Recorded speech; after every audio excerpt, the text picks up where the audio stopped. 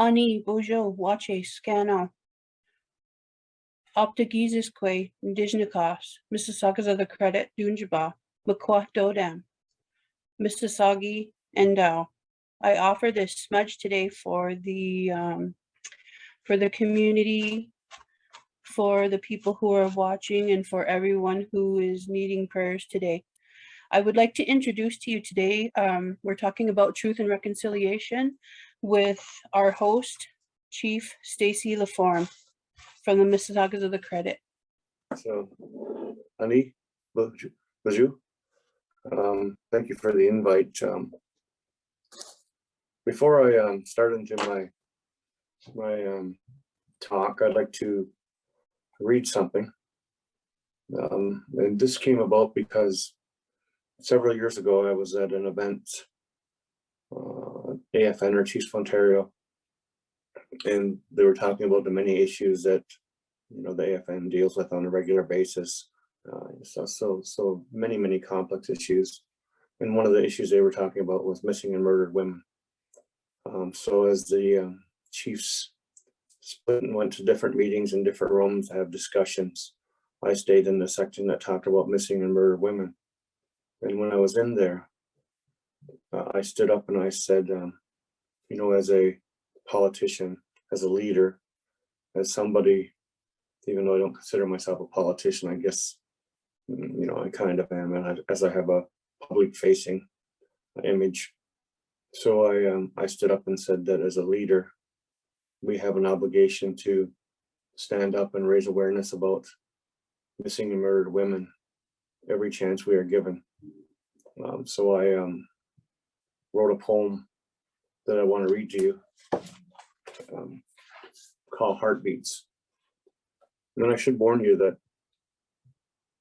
I write poetry as a means of creating a relationship with the people I'm talking to. I believe that I could stand up here and quote facts and figures for hours, but as soon as the test is over, you'd forget. But I think that the arts bridge gaps and raise consciousness and create relationships between individuals, and that's something that can last a long time. So I should warn you that some of my poetry, while always carrying a message, can be emotional to hear. So I just wanted to give you a heads up. And this one is based on loss, and I wrote it, and I said that I would always talk about missing and murdered women until the issue was resolved. And I'll talk more about that after, but this is called Heartbeats. Sometimes I wake up at night and call for you, and for a heartbeat, all is right with the world. But you're gone and you can't come home. And my world will always be chaos. I cry because I cannot hold you or touch you. I also cried because for one heartbeat you are here. I've seen you on every corner and every window of every store. Sometimes I swear I hear your voice, but it's never you. How could it be? And though I know it can't be you, for one heartbeat I think it is. So I find myself searching every face, listening to every wind-blown word. My mind knows the truth, but allows my heart a moment of purity. And although the deception is brief, it exists. And in that second, so do you. And I'm not sure if it's a blessing or a curse. How do I move on when I see you every time I turn my head too quick? How can I face the world knowing you are not in it, yet so briefly you are? And your image gives me so much love, yet the knowledge that it's just an image breaks my heart. My heart breaks every night and all through the day, but I wouldn't give up the illusion to end the pain. So for 23 hours and 55 minutes of every day I grieve, but for 5 minutes, all is right in my world. So that poem's about loss because we can all understand that perspective, especially in these challenging times. What I want to say when we're talking about missing murdered women, we're talking about, we started out talking about the Indigenous missing and murdered women and how the justice systems failed them, how they were failed by many systems, and how their names and and the lives they lived were not given the consideration and respect it deserved, and so many went unaccounted for. And I will keep reading this poem and talking about this until it is no longer an issue anymore. Now, the sad part about this is that because of the state of the world, and keep in mind when I talk about we should have respect and love for the women in our lives. We should teach our children to value and respect the women. I don't just talk about the Indigenous women. I talk about across the world. And sadly, across the world, there is so much violence and loss. Yes, in all areas, but I think a lot of it has to do with the women of this world. And until we can find a way to deal with these issues universally, I think I'll be probably reading this poem, until I'm no longer able to read the poem. Anyway, thank you for listening. I did want to say that the area of missing and murdered women, you may hear rumors that it was, from their families or from other Indigenous people, but the truth is that it is mainly more likely to be from strangers and people they don't know. Certainly there is familial violence, and some of the issues are around those families and the mistreatment by spouse and spousal abuse. And it's all part of the picture and all things we need to do better at. So anyway, I'll start my conversation now in a normal way. Ani, Vizu, Nagani, Nishtabekanini, Stacey Laforme, Disnakas, Credit Dunterba, Mainga Dodum, Mississauga, Anishinaabe Dao. I just told you who I am, where I'm from, what my clans are, because as my father is a member of the Mississaugas, I follow his clan. My mother is a member of Mohawks Six Nations, so if I followed her clan, it would be a different one. So on my father's side, I'm a turtle, and on my mother's side, I'm a wolf. And I jokingly tell people that I chose the wolf because it's sexy, but it's only a joke, because people realize that our clan systems are very important, and each clan system has a specific role that they're affiliated with. But the clan systems are another discussion entirely about why we're here today. So I'd also like to do a land acknowledgement. We give thanks to the Creator. We offer our respect and love to our Mother, the Earth. We acknowledge the world around us and understand our place within it. We acknowledge the many nations that walk this land in the past, the many nations that walk it today. We acknowledge and offer our respect to the Mississaugas of the Anishinaabe, who are the caretakers of this land and territory. Now, I know you're probably not all on the lands of the Mississaugas. I don't know, maybe you are, but if you aren't, it's always important to understand where you stand. It's a measure of respect between the Indigenous people, but it should also be a measure of respect and knowledge and understanding from a non-Indigenous perspective. So that's always important. And I'll talk more about it later, but if you noticed, I start off by giving thanks to the Creator. I don't think that's something that's necessary to explain. And then talks about respect and love to our Mother, the Earth. You see, in the Anishinaabe creation story, the first delineation of gender was our Mother, the Earth. At least that's how I understood it. And so that's very important to offer that. And, Mother Earth, ashes to ashes, dust to dust, and the strong relationship that Indigenous people hold with the environment and the world around them. So I use, and that leads to the next part, which is acknowledging the world around us and understanding our place within it. And when you talk about reconciliation, that in its broadest sense is what reconciliation is about. Understanding the world around you and your place within it. Because it's not just about reconciliation with each other or even reconciliation with yourself. It's really about understanding the world around you and how you fit into it. On the largest sense of it, it is Mother Earth and the relationship we have with her as well. And then, of course, I offer my respect and acknowledge the many nations that walked across this land and the many nations that walk it today. And then at the end, I acknowledge the treaty lands and territories of the Mississaugas, who are the traditional landholders here. The treaties, because of the significance in regards to settlement and, well, either through some type of agreement in the past, a treaty in the past, is how you or your ancestors came to settle here. So that's an important part, because without treaties, I'm not sure what this land would look like right now, or how you would be here. Okay, so now I wanted to offer you a prayer, and I normally do a different prayer that talks about clarity of mind and understanding why we meet, and which is really about doing things in a good way in unity. But I wrote another prayer when we first started into COVID, and then as the months went on, I wrote a prayer, and I'd like to read it for you. We acknowledge the Creator, the world around us, and our place within it. We thank you for the gifts we have been given, the gifts of this world, the insects, the animals, the plants, the birds, the people.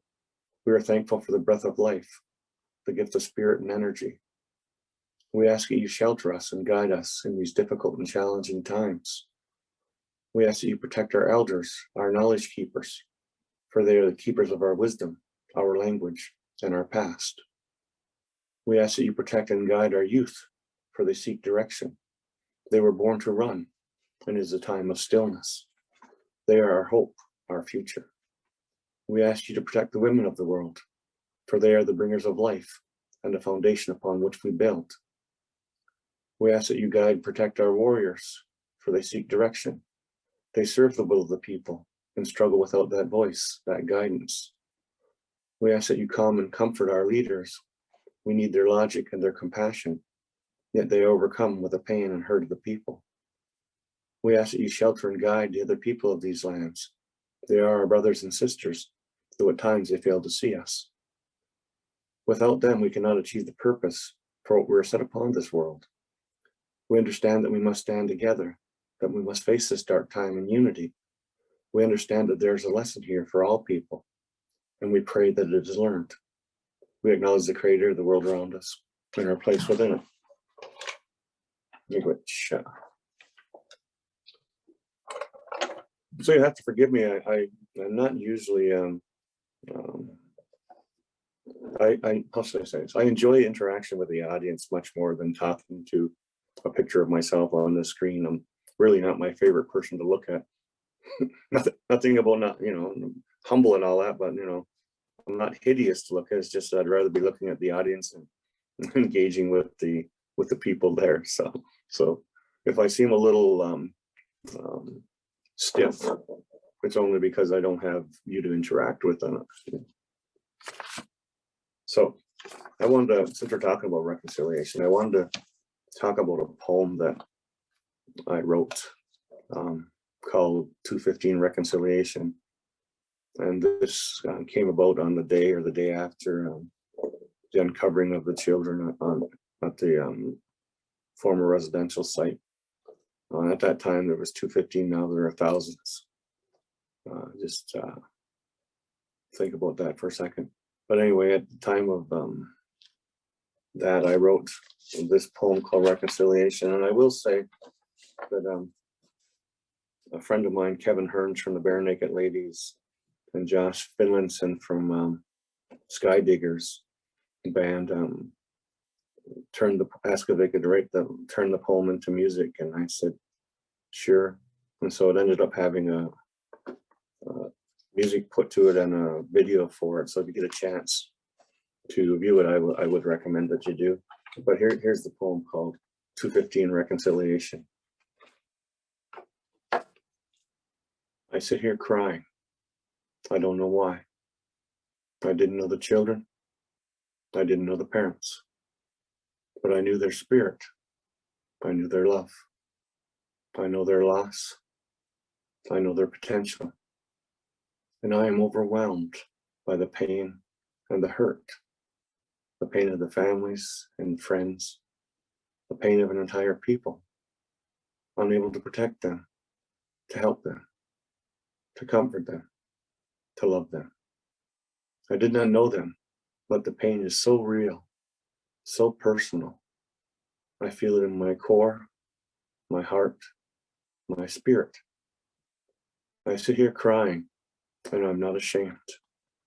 I will cry for them and many others like them. I will cry for you. I will cry for me. I'll cry for what could have been. Then I will calm myself, smudge myself, offer prayers, and know they are no longer in pain. No longer do they hurt. They are at peace. In time, I will tell their story. I will educate society so their memory is not lost to this world. And when I am asked, what does reconciliation mean to me? I will say, I want their lives back. I want them to live, to soar. I want to hear their laughter, see their smiles. Give me that, and I'll grant you reconciliation. So when I wrote that poem, I was obviously sad. I was a bit angry. I was feeling love. And I wrote this poem about reconciliation and the children, mostly about the children, but at the end of it, I don't say that reconciliation is not possible, because the poem reads, you know, I want their lives back. I want to see them live. So obviously that you can't give me that. The world can't give me that. But that's not to say that reconciliation isn't possible. What I'm really saying is that for so long, when we talked about reconciliation, you know, we've been really just scratching the surface. And this has showed us the depth and breadth of the issues that we're dealing with. You know, there's no more excuses to be made. It's right there in front of our eyes. This is the truth of this land. This is the history of this land. And these are the children of this land. And this is what happened. And so that's important to understand, that reconciliation isn't just about raising a flag or about a land acknowledgement. I mean, those are all great things. But when we're talking about reconciliation, the depth and breadth of work we have before us is monumental. And I just want people to be aware of that. You know, I want to say another thing about this. When I wrote this poem, we found out about the children, we reached out immediately to the Prime Minister and the Premier, and we said, lower your flags in love and respect, and give people a chance to mourn. And then I picked up the phone and called, you know, mayors that I have a relationship with, and I know their phone numbers, and I asked them to lower your flags and reason why. And as a whole, they said yes, of course, and some said consider it done. And of course, there was a few that said we have a protocol we have to go through our office, but it'll be done. And so that happened. And then, of course, the Prime Minister and Premier lowered the flags, and that was all wonderful stuff to show. But I did take a bit of I don't want to say a beating, but I did take some criticism, in that I said, first and foremost, in this moment, it's about love and respect and giving people a chance to mourn. And others thought, well, you should be going on and talking about accountability. You should be talking about funding for uncovering the children, and you should be doing this and that. And I said, all those things will come. because they have to come. And we will do that. But first and foremost, in this moment, it's about love and respect. And it's not just about, I shouldn't say not just, it's about all our children. You know, some people say this is about the First Nations children in residential schools. Yes. And do our hearts break because of that close ties? Yes. But every mother and father out there is connected to this issue because they have children. And everybody understands that these are the children of this land and this country. And that is so important, and why we must not lose sight of this moment. This is an opportunity to do better and be better, to grow together and do things in a good way. And, you know, I always call this a moment in time that can help determine our future. Because I'm asked by non-Indigenous people a lot of times, can we come to ceremony? You know, we want to raise funds and support the residential school sites. I'm like, that's all great, and please do. But you don't have to. These are the children of this country. Do something in your own community, your own city, your own backyard, so that this moment is not lost to history. You know, we don't have so many moments that we can afford to miss one. And so it's very important to me that we undertake a way to remember this. And when our children, you know, come and ask, what is this about? We can tell them the truth, the sad part of our history. You know, there's obviously a very famous saying, you know, if we don't know our history, we're doomed to repeat it. And this is some part of our education that must go forward. And if there's something in the backyards, I mean, it doesn't have to be monuments or something gigantic. It can be as simple as, you know, I've seen orange flags in a circle in the backyard. I've seen flowers planted in a certain way to remember this. So I just say that it's something that reminds us and our children to come about this moment and how we're going to do better by them and by the future.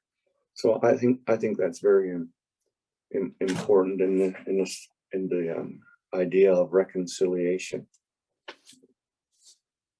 There was more I wanted to say about the poem, but I'll leave that for another time, because I rambled so much I forgot what else I was going to say.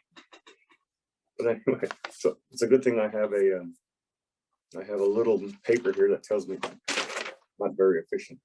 I have a little paper here that tells me what I want to talk about. Otherwise, I'll ramble in all directions, and you'll think I'm incoherent, and I'll talk for hours and hours and hours. You know, I was invited to by Rotarians in the Niagara region to do a talk because the national chief couldn't make it to the event, and so they called me up and said, "Would you do it?" And I said, "Sure, why not?" And so I said, "Okay, we have 45 minutes for you." I said, "Great." So I wrote out 11 pages, thinking, you know, how many pages are each minute worth, and then I'll be talking to people, so I have to put in time for that. So I figured 11 pages would be good.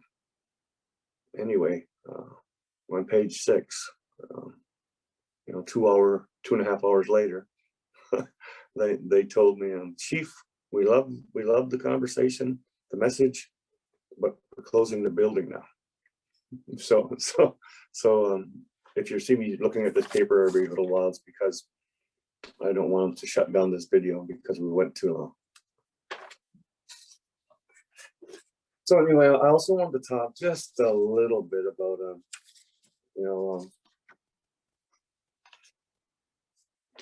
just a little bit about, I was going to go into treaties, but I have so after the uncovering of the children, I got these calls, and some before. I got calls because it was going to be Canada Day. You know, Canada is going to happen. Can you give us a message, Chief? Can you send a message out to people in the lands about Canada Day? And so I said, yeah. And so I sent one to one city, and then after that, a couple weeks later, we had this uncovering this tragedy, this situation, this moment. And I sat down and I wrote something else that I think speaks more eloquently to Canada Day and the moment that we're in. And this is what I wrote. And it's called What If? It's got What If Canada Day. This year, you will not see any parades. You will see no fireworks light up the sky. This July 1st will be quiet and thoughtful as we gather with family and friends, as we consider the legacy and the future of this country. The truth is before us. There are no more excuses to be made or accepted. An awful, unimaginable truth has been confirmed. This land is built on the bones of the Indigenous people and the tears of their children. They wept for stolen children as we hugged and loved ours. They grieved as their future died at a desk in a bed at the hand of a stranger. We sent ours to schools, to chores, kissed them goodnight as we tucked them into bed. So there can be no Canada Day this year. There can be no celebration.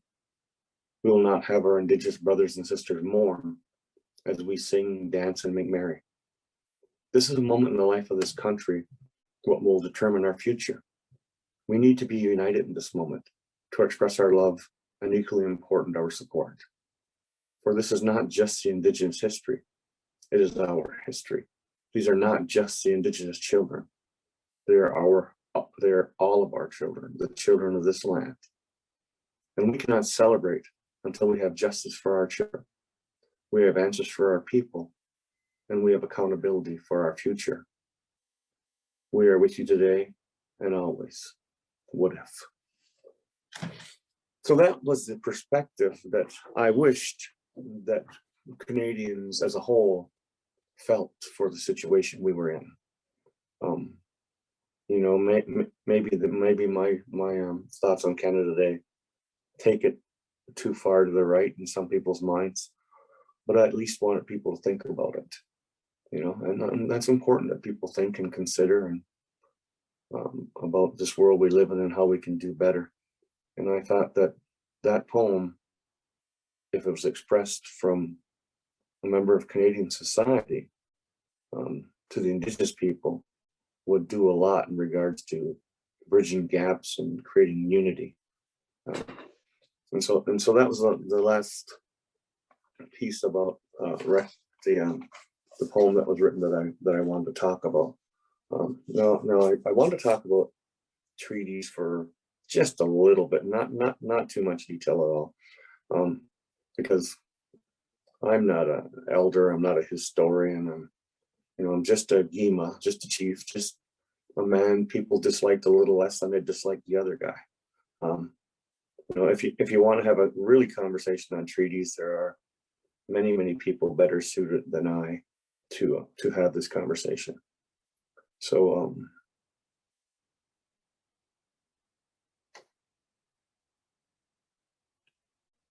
okay, I had to read down a little bit on my notes because I already talked about the introduction in another part of this when I started. So under treaties, I believe that I have an obligation to everyone who lives and plays on the land. So when I talk about making things better for my people, it's not just my people, it's about that obligation I feel as treaty holders to those who live and play on the lands. So I have an obligation to everyone. Yes, I'm the chief of the Mississaugas as a credit, and I will always do what I can to make things better for my people. I'm part of the Anishinaabe, the Mississauga Nation. That'll always be a part of my heart. But I also have a responsibility to those who live and play on the lands. And that's also a part of my role, to find a way through this to make things better for everybody whenever I can. Which I found is not only something I believe in, but what is a great philosophy when you're talking about building relationships, building partners, and making friends throughout the treaty lands. So, treaties are also always supposed to recognize the right of a treaty holder to make a living on our lands, to sustain ourselves. Yet we're in Southern Ontario, I can't hunt and fish to make a way of life. So that means that I have to be able to sustain ourselves in another context, a modern context. And that goes to economic opportunities, partnerships, business developments. How do I engage with cities and regions? I was at a council-to-council meeting with the city of Caledon, and I should say that back on the Adjacent Treaty a couple years ago, when it had its anniversary of the treaty, Caledon provided us with a wampum belt recognizing a friendship belt, really, recognizing the treaty and recognizing the relationship they want to have with the Mississaugas, the treaty holders. It was all nice. They did it through Canadian ceremony. They did it with the national anthem, the flag, and a young lady came out and sang a song. And, I said some words and they presented it to me through a very colonial system, which I respected and I thanked them for. And we built a relationship. I will say that before I get back to Caledon, I will say that another city and another organization, who I won't name right now, gave me a friendship belt as well, and they did it through Indigenous ways. So they had ceremony. There was a drum, there was smudging, there was a pipe. So they did the ceremony and presented the belt of friendships and unity through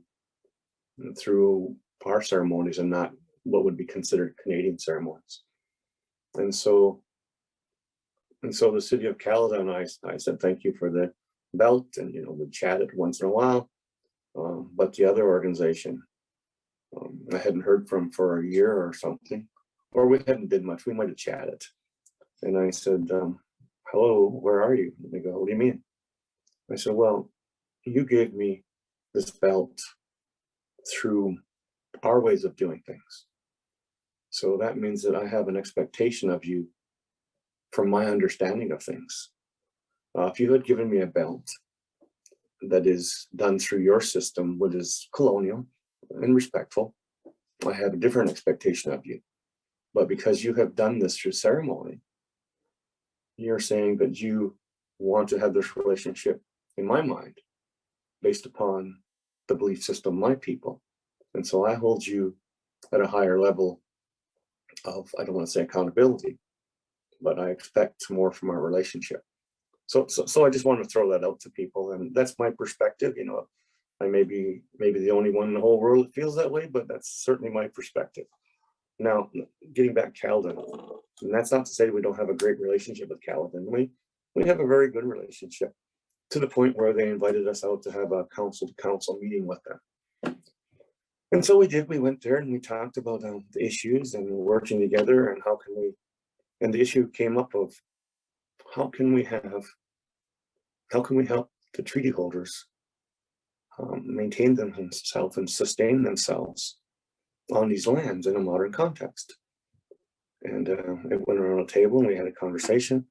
One of the councillors said, "Well, why don't we consider building something into our systems so that when we do development and things of that nature, a small amount is built in for the Mississaugas." And my favorite councillor is now, by the way. But no, I thought it was a interesting comment from his perspective, and something that I will follow up with him, and something that has crossed my mind in the past. But I was really surprised that he came up with the idea, and I said, "Okay, this council is serious about wanting to work with us and find a path forward." So that was a good indication of that meeting together. So when it comes to the city of Mississauga, I guess what I'm saying is, if you want to have a meeting council to council and figure out what we're doing on the ground and across the lands, let's have a discussion, council to council. Anyway, so that's just one part of the treaty things, and I sort of went off topic. You can see now how I would talk for hours. anyway, the interpretation of the treaties. They say that the treaties are always supposed to be interpreted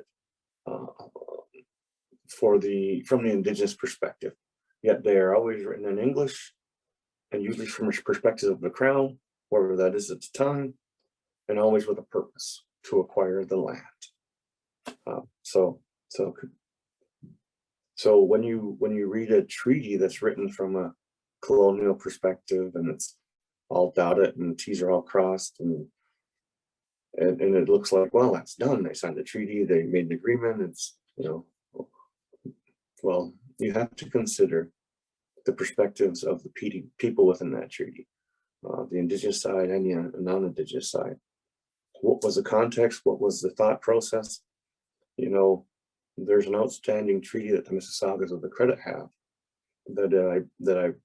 well, there's a few that has to be worked through. Is I believe part of it in Oakville and part of it in Mississauga. You see, the lands were promised to the Mississaugas forever. The Mississaugas of Credit. It was when we're leaving there, the statements were, and the assurances were, that we will always share this land, so you'll always have a spot here, near the Credit River where you can always return to, or near the waters where you can always return to. So the Mississaugas will always have a home here. Okay, so we go out our business, and not long after we're gone, the land is sold off and divided up, and it's gone. We have a letter and correspondence from back in the day where one of the government people of the day, Sir John A. MacDonald, I believe, told the people, you realize what you've just done. You've taken the first in-kind trust with Indigenous people. That means that you have to count for every penny that you spent because you were holding this land in trust for them. So that is a treaty, but if you read the treaty, it probably doesn't read that in depth. It probably reads a lot more black and white than that. Anyway, so you have to remember that even though they're supposed to favor the Indigenous interpretation, most treaties they always have a purpose behind it. They always have that some of them are morally wrong, some are even corrupt, and some are just outright thievery. And so those are things that when you just read an agreement or a treaty on its face, you shouldn't take it at face value. The other thing I wanted to say is, you heard about people negotiating for settlements of an agreement or a purchase of land in the past, or maybe even a treaty that somebody's not living up to. You got to remember something. Historically, Indigenous people never consider themselves to be able to own land, because to Indigenous people, the land and the water and everything has spirit. Everything is a living thing, and you can't own a living thing, which is our belief system. So when they would engage in discussions with people, they start from a very, very different place than a colonial perspective on it. And even after, so he says through history, well, it seems like more and more people are getting educated. They understand this concept of ownership. I can tell you that even today, when I sit down at a table with government, I'm compromised, because deep inside, I know, I shouldn't say this out loud, but I know that the land is alive and the water is alive, and I can't own that. But because of the world we live in, I certainly sit down and negotiate and get whatever I can for maintain ourselves on the land and survive. But there'll always be a little voice nagging me and saying, or at least reminding me, that this is not really and truly something you fundamentally believe in. So anyway, I just wanted to throw that out there as when you think about negotiations and settlements and all that stuff. So you have an obligation to learn, but more importantly, understand the treaties from all perspectives. to ensure your government lives up to its obligations, because the honor of your government is the honor of all. Something else I deem as fundamental to treaties is an obligation to safeguard and protect the environment. It may not be stated outright, but it's at the core of every treaty that's ever been signed with regards to land, because it's about land. So it's a very concept about what we're speaking of. So learn, understand, respect, care for, and be an ally. Now, I want to end this little piece with a poem, if you don't mind. Well, you can't stop me on the other side of the screen, so. And this one's called Mother. And before I read this to you, I want to say that I wrote a book, and in the book I talked about a tree's perspective on the world around it and the people within it. And it talks about how it has enjoyed ceremony and had people climbing its trees, and the drumming and the singing and all this other stuff, and how the children and the people have gone now, and it misses them because they're no longer here. And then I got to thinking, if I know, because that was my view, that even if the worst happened and mankind somehow exterminated itself or got rid of itself, that the planet would go on and find a way without us. But then I had meetings and talks with other people and saw what they were saying about ways to combat climate change and what could be done. And there was some very interesting ideas. And they talked about, one lawyer said, we got to protect it and make sure nobody does anything bad. The UN has to help in regards to controlling what other countries do if climate change gets too bad. And it got me thinking that one thing I know about humanity, we will not go quietly. Whatever we can think of, dream of, imagine, we'll do. Whether it buys us a year, a day, or an hour, we'll do it. And to me, that means that if we do not find a way, to protect everyone, then we protect no one. And if we do go, we'll take Mother Earth with us.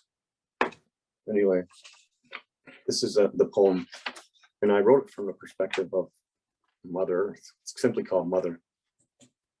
Why do you hurt me when I have nothing but love for you? I have seen you crawl from the dark into the light. I have watched you learn to walk, then to fly. I have seen you squabble and fight. I have cheered for you, and I have feared for you. I give freely of what is mine to give. Yet you take more than I am able. You hurt me more and more. You ignore my pain and my cries. I am ancient, but I am not immortal. I have a time. Why do you seek to rob me of it? Through the years I've been here for you and yours, for your grandmothers and their grandmothers and their grandmothers. I would stay to see your children raise their children, but I cannot, for I am dying. I do not measure the passing of time as you do. Nevertheless, I know my time is coming, and it is soon. I love you, my children, but I fear I will fail you. And even though you have failed me first, anger is not in me, for I was created of love, as were you. Therefore, the toughest part of goodbye is knowing that you cannot go on without me, that your time will end far too soon, and no one will know. This great journey, this grand adventure called humanity, will be undone, and as if it never existed. I will care for you as long as I am able, yet when the rivers no longer flow, when the trees die, when the wind rages, and the storms come, know that it is not my anger, it is the end of the love I can no longer give, the love you can no longer take. It is my end, and sadly, it is yours. So that's kind of a harsh perspective on Mother Earth and climate change. But if you look at where we are today, I don't think we have time for dancing around issues and speaking nice to each other. It's time to understand where we're at in this world, and what we're facing. I was going to go into this whole spiel about, climate change and stuff, about, living in the moment and doing what you can now, which is always important. But I tell most people to stop and think about this. I said, think about climate change, but and what you can do in a minute, absolutely, because we got to work together and find ways. But I tell people, instead of thinking of climate change as a problem to be solved, think of Mother Earth as a soul to be saved. I said, if you can do this one thing, it amounts to a paradigm shift in thinking, because you cannot all of a sudden start thinking of Mother Earth as a soul to be saved, and that's the only thing you focus on. It changes so much of your own value systems, about how you interact with others, people, strangers, family, friends. And it may not be enough as one person, to change the world, but you'll change your world. And really, fundamentally, at its very core, that's what it's about. There's another thing with, I gave that I gave a discussion about that issue and topic to some young students, and I think they were inspired by what I said to them, and because and so they are expecting they're going to go do these things and change things and make a difference, and that's great. But I always wondered what happened and where they are today, because we all know that inspiration is wonderful, and it hits us sometimes out of the dark, right? We always have that aha moment, but inspiration doesn't last, because change is so hard that inspiration sometimes fades. But the trick is that inspiration never goes away. It still exists in your consciousness somewhere. And once in a while, you'll notice whenever you're doing something mundane or something important, I don't know. But if you're out gardening or doing something else, and gardening is a good tie-in, if you're doing something, all of a sudden you remember that aha moment, something that inspired you. And for most of us, we'll just let it go. It'll just slide back into our consciousness, some unconsciousness, somewhere back there, and it'll live there. But that's a secret. The truth is to pick it up every time it comes forward and to start again. I say that inspiration may be fleeting. It never truly leaves us. It buries in our subconscious. The trick is to answer when it calls, because making difficult change can survive a moment of inspiration, but not a lifetime of commitment. And so I think it's important to remember those types of things.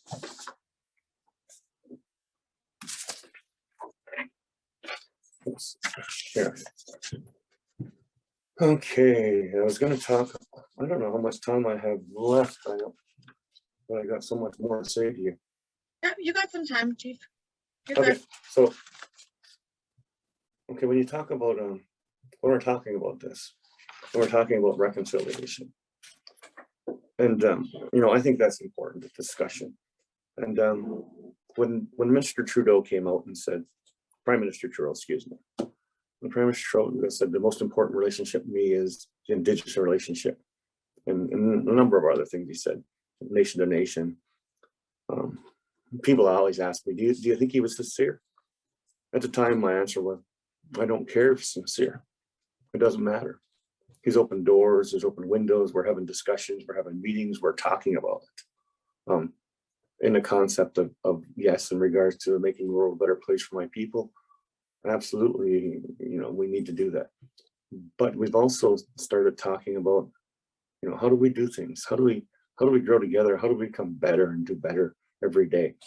And one of the things is that I have to remember, and it's something that I told people right away when the Prime Minister said the Indigenous people are the most important relation to us. I said, do not become so focused on Indigenous people. And this may sound funny for me saying this. Do not become so focused simply on Indigenous people that you forget that in this world, this society, there are so many who are marginalized, who have similar issues, whose children are in care, who are just as likely to be shot as Indigenous, well, not quite Indigenous, is a little higher, who are likely to be killed by a police officer as, you know. So there are others in this country, and we do not want to create a divide by looking towards reconciliation, because I said reconciliation is a bigger picture. So, and I got an example of that one time. Well, first let me say that I was in a meeting with a former minister, and they were talking about the legislation they were making for us to look after children under family and children services legislation.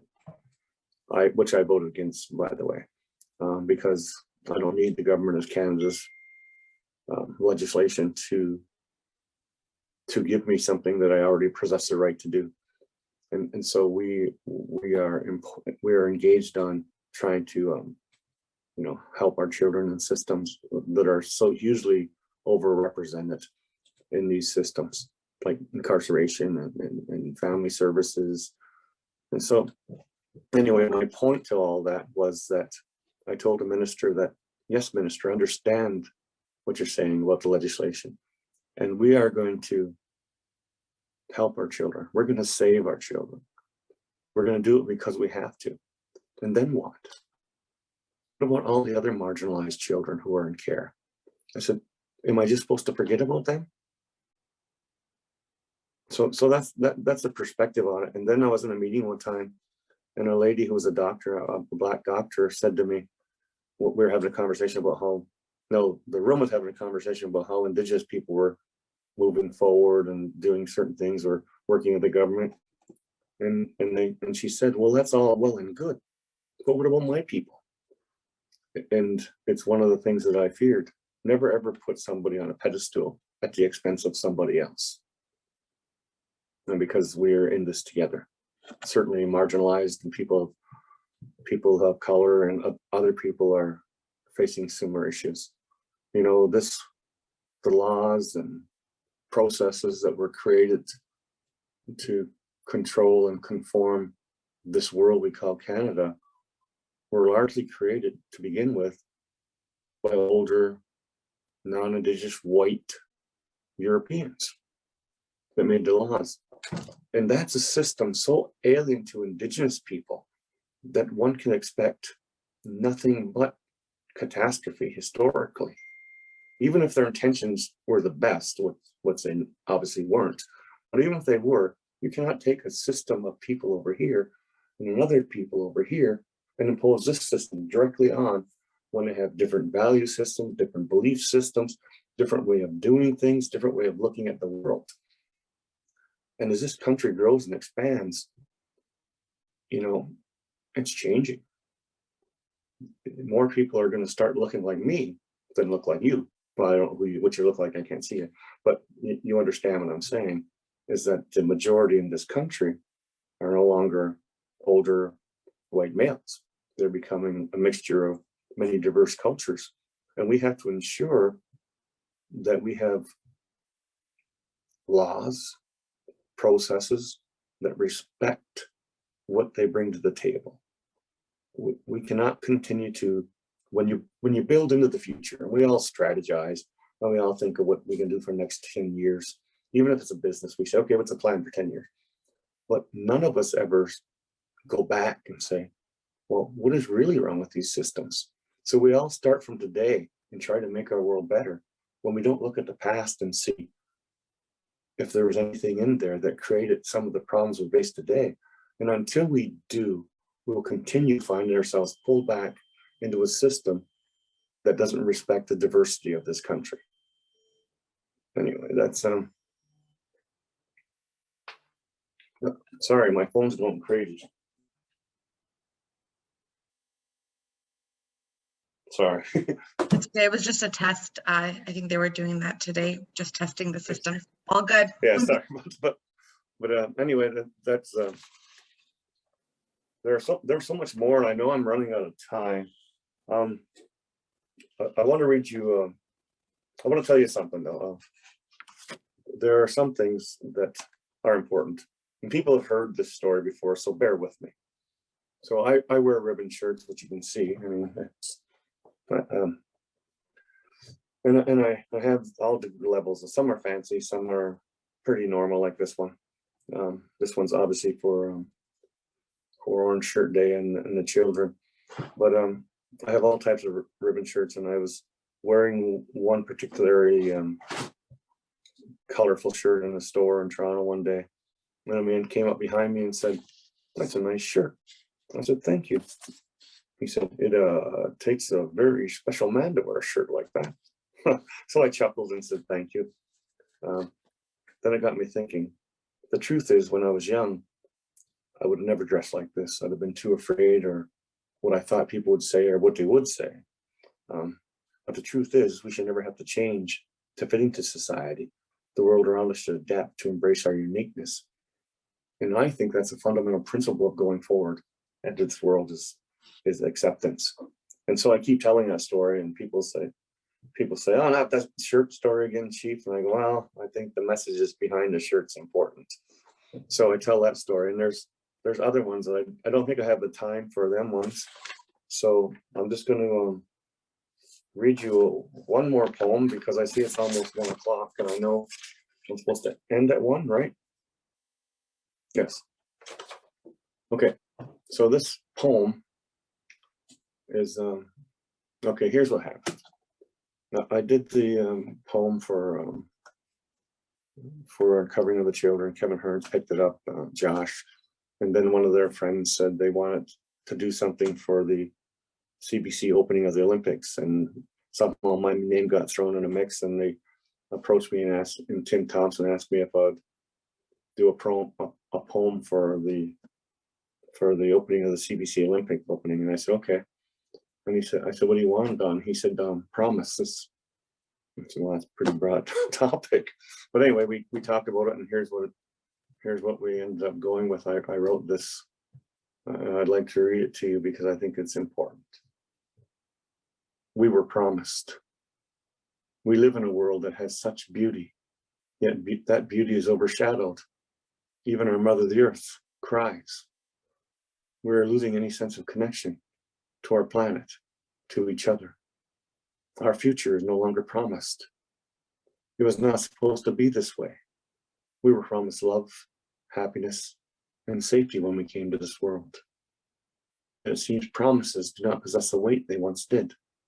No longer are they born in the heart and formed in the soul, but are merely words of convenience that flow from unconsidering lips. We were promised. As each promise fell, so too did we. But we still need them. Never has it been more apparent.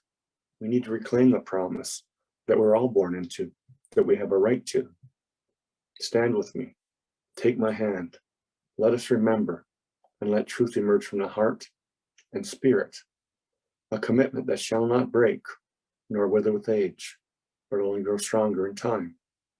Let us build on our promise and heal wounds. I promise to be better, to do better. I promise to love, honor, and care for our mother, the earth. I promise to ensure our children grow up and do not live under the shadow of violence. I promise to embrace the things in life that make you and I different. I promise that I will love you, even though I may not know you. I shall not forget the past or the broken promises, but neither shall I dwell there. I embrace this moment of truth and hope. I will carry this idea, this dream, this reality into our future. This is a truth we can stand on, build on, before the Creator, in front of the world, from my heart and soul. All this, I promise. I think that's an important message. And the idea of I promise is important to me. And the thought that, you know, as individuals, as people, we can make a promise to be better and do better. You know, we don't have to say it out loud if you don't want to, but it's nice to make yourself a promise or make a promise to the world around you to be better and do better. And, you know, that brings me to 1 o'clock right on the dot. Whew. Miigwech Chief for spending some time with Heritage Mississauga today. It was very knowledgeable and learning more and more every time I hear you and our panelists who are coming up to speak, and Miigwech for taking the time, because I know you're a very busy man. And I always forget to say my English name when I do my introductions, but I'm Faith Rivers. I'm a board member for Heritage Mississauga, and I work for the MCFN. And I've been a volunteer for the Cultural Committee for over 30 years, and looking forward to having our gatherings in 2022. And I always look forward to our gatherings, because it brings our communities together, and it brings our friends, and we may make new friends, and all of that gathering just brings all that good medicine and conversation, where what Chief was talking about through his whole talk today, and it's really good to get other people's perspectives on things. And I just want to say, you know, it means a lot to Heritage Mississauga to have you speak with us and share your poems, because it's very interesting to hear your perspective on the things that mean a lot to us, to First Nations people, and to our allies. So Miigwech, and please know that we are having another webinar next week on the 24th with Darlene Laforme speaking about her experience in residential school. And on December 1st, Carolyn King will be talking about the moccasin identifier. So Miigwech, and have a wonderful day, everyone.